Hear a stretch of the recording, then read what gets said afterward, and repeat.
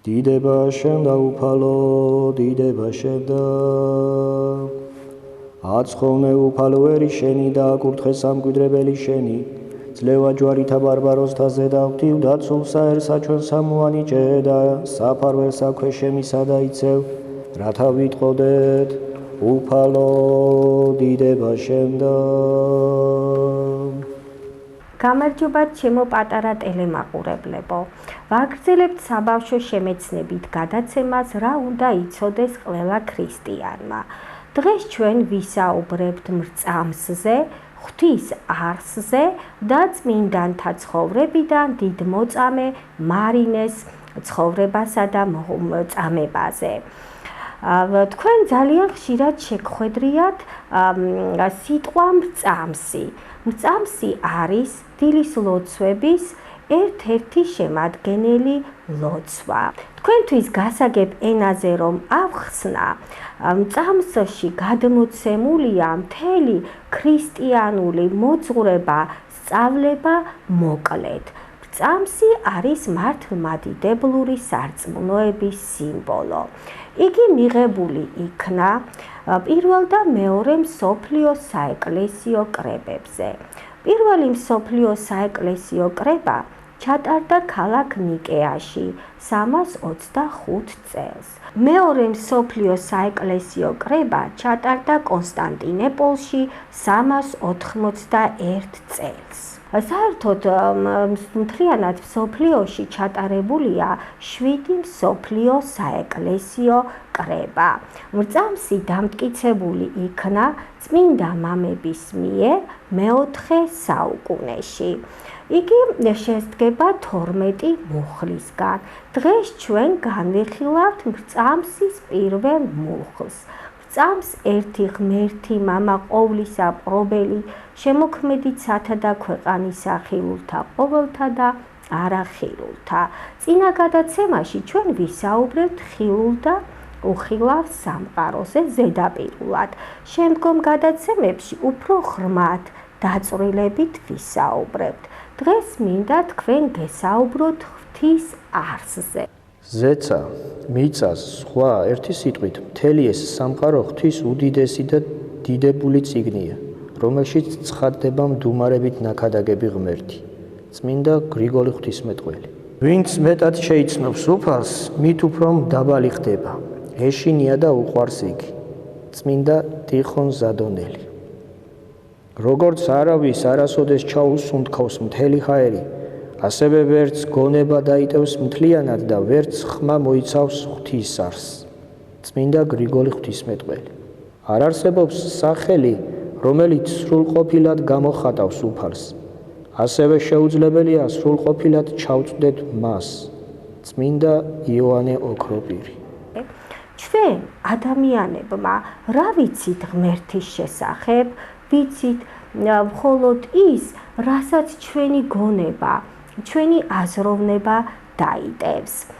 განა ადამიანის აზროვნება ღვთის აზროვნებასთან, გონიერებასთან შედარებით ისეთი პატარაა, თქვენთვის გასაგებ ენაზე რომ ავხსნა, როგორც ზრდასრული ადამიანის გონება და თოთო ბავშვის გონება. ახლა გაგიჩნდებათ კითხვა, რატომ არ ხვდება უფალი პირისპირ ადამიანებს? განა მას არ სურს ადამიანებთან შეხვედრა? თვითონ ადამიანს არ ძალუძს მასთან შეხვედრა პირისპირ, როგორც მაგალითად ჩვენ თვალს არ შეუძლია მზის დისკოს უმზიროს. ამასთან დაკავშირებით გავიხსენებ ორ მაგალითს, ძველი აღთქმიდან და ახალი აღთქმიდან. ძველი აღთქმიდან გავიხსენებ მოსე წინასწარმეტყველის მიერ 10 მცნების მიღებას სინას მთაზე. როდესაც ის უფალს ესაუბრებოდა, მისი სახე იმდენად გაბრწყინდა, რომ მას თავის თანამემამულეებთან ლაპარაკის დროს სჭირდებოდა საბურველის პირბადის გაკეთება, ვინაიდან მის ბრწყინვალებას მისი თანამოქალაქეები ვერ უძლებდნენ. ხოლო როდესაც იგი ადიოდა სინას მთაზე უფალთან სასაუბროდ, ისევ იხსნიდა პირბადეს საბურველს. მეორე მაგალითს გავიხსენებ ახალი აღთქმიდან. როდესაც იესო ქრისტე თაბორის მთაზე ავიდა, მან თან წაიყვანა თავისი 3 მოწაფე. პეტრე, იაკობი და იოანე და იგი მათ წინაშე წარსდგა როგორც ღმერთი. მისი სახე გაბრწყინდა, ხოლო სამოსელი იქნა ნათელი სპეტაკი. მოციქულებმა მის ბრწყინვალებას ვერ გაუძლეს და მიწაზე დავარდნენ. თუმცა უფალმა მხოლოდ ნაწილი გამოაჩინა თავისი ბრწყინვალების. ჩვენი წელთაღრიცხვით პირველ საუკუნეში უფალი განკაცდა, ადამიანის სახე მიიღო და ისე გამოეცხადა კაცობრიობას, რათა ქვეყანა ადამიანები გადაერჩინა. თითქმის ყველა დიდმა მეცნიერმა აღიარა ღმერთის არსებობა.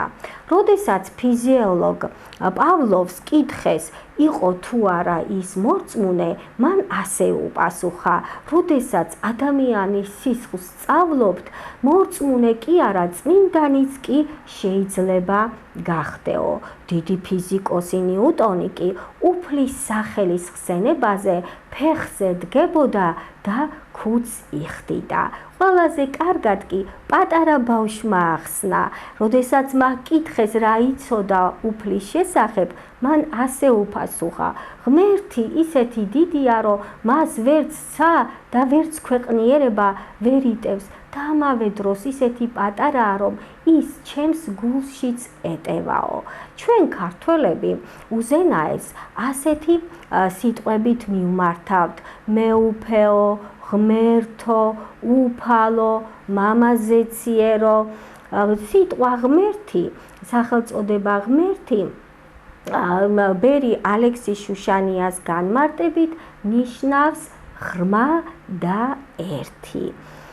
შემდეგ გადაცემაში ჩვენ ვისაუბრებთ ღმერთის თვისებებზე და ყოვლადწმინდა სამებაზე. მე მინდა ახლა გესაუბროთ დიდმოწამე მარინეს ცხოვრებაზე და წამებაზე.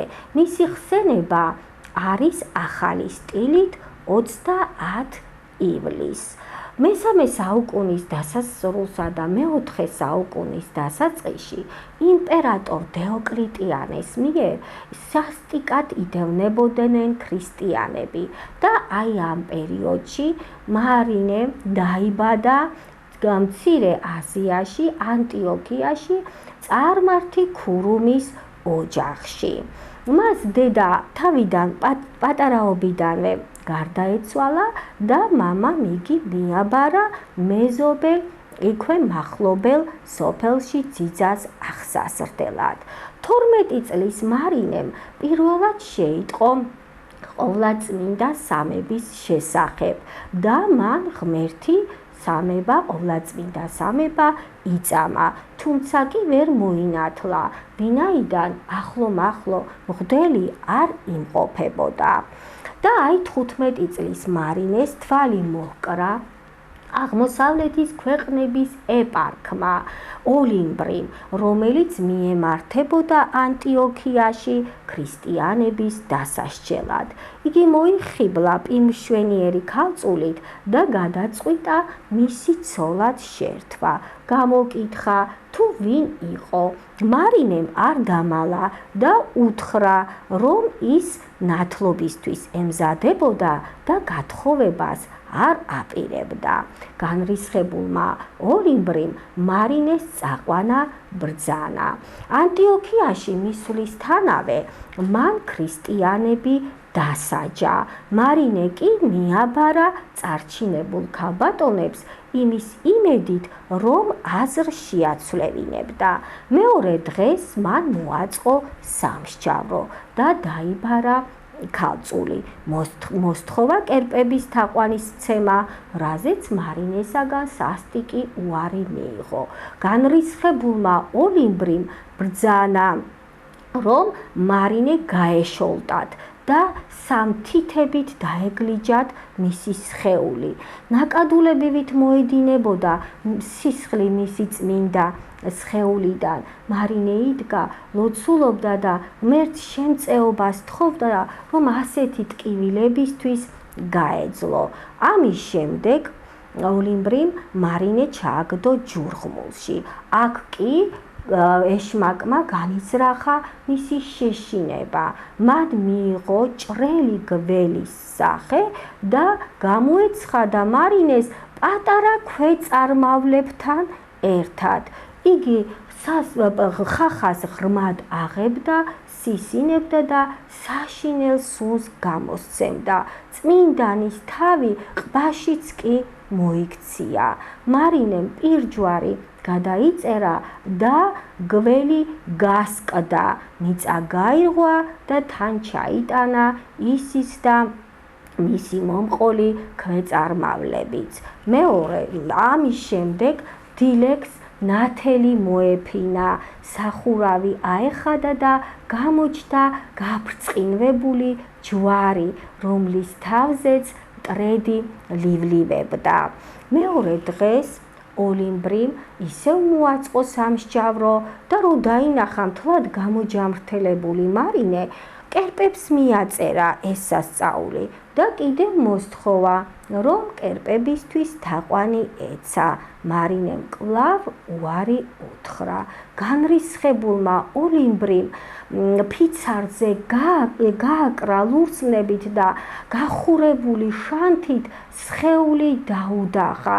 იმდენად მძიმე იყო ეს საყურებლად, რომ თვით ოლიმბრიმაც კი ვერ გაუძლო და სახეზე ხელები აიფარა. ცოცხლამკვდარი მარინე ფიცრიდან ჩამოხსნეს. მან ზევით აიხედა და ღმერთში ხახა და უფალო, შენი სახელისთვის ღირსი გამხადე, ცეცხლში გამევლო, ახლა კი ნათლისღების წყალიც მაღირსე, რომ განწმენდილი შევიდე, ცოდვებისაგან განწმენდილი შემოვიდე შენს სასუფეველშიო. ოლიმბრიმ რომ ყური მოჰკრა, მარინემ წყალი ახსენა, ბრძანა. წყლით სავსე კასრი მოეტანათ და მარინე ჩაეხრჩოთ. ხელფეხშეკრული ქალწული კასრში ჩასვეს, მაგრამ მოხდა სასწაული. გაწყდა თოკები, მიწა იძრა და მარინე წყალზე ზევიდან ლივლივებდა, არ იძირებოდა. გაბრწყინდა იქაურობა და გამოჩნდა ცაზე მტრედი, რომელსაც ნისკარტით ოქროს გვირგვინი ეჭირა, ზევით კი გაბრწყინებული ჯვარი.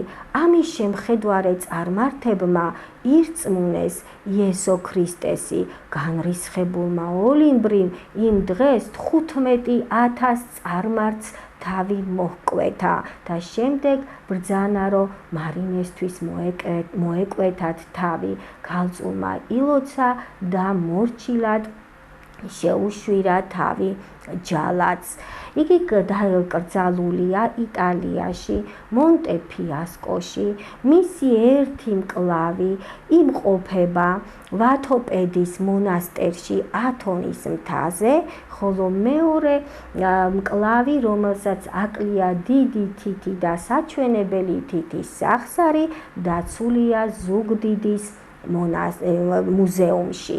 ახლა მე მინდა გესაუბროთ წმინდა ანდროსის წმინდა მარინეს მიერ მოხდენილ სასწაულზე.